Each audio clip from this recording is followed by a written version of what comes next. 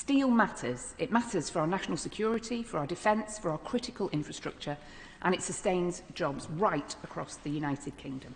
British Steel supports thousands of jobs and over £1 billion of economic activity through its own operations and supply chain, and it underpins hundreds of thousands more jobs and several £1 billion of activity across the industries that depend on it.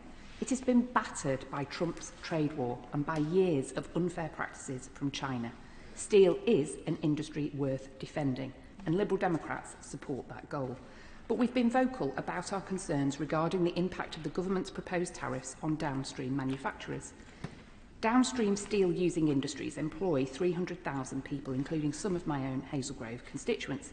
A blanket approach risks weakening a far larger manufacturing jobs base while doing little to protect British steel. I'm pleased that the government has listened to our concerns and the concerns of industry. The quota increase and product code removals are positive steps, so I have just 3 questions. First, categories 14 and 27.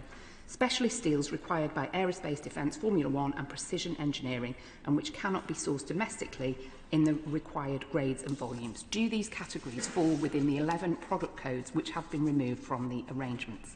Second, the transitional arrangements only protect contracts signed before the 14th of March.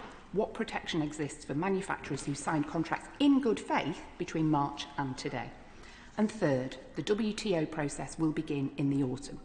Could the Minister confirm that any permanent tariff increases resulting from that process will not permanently lock in higher tariffs on specialist steels that cannot be sourced domestically?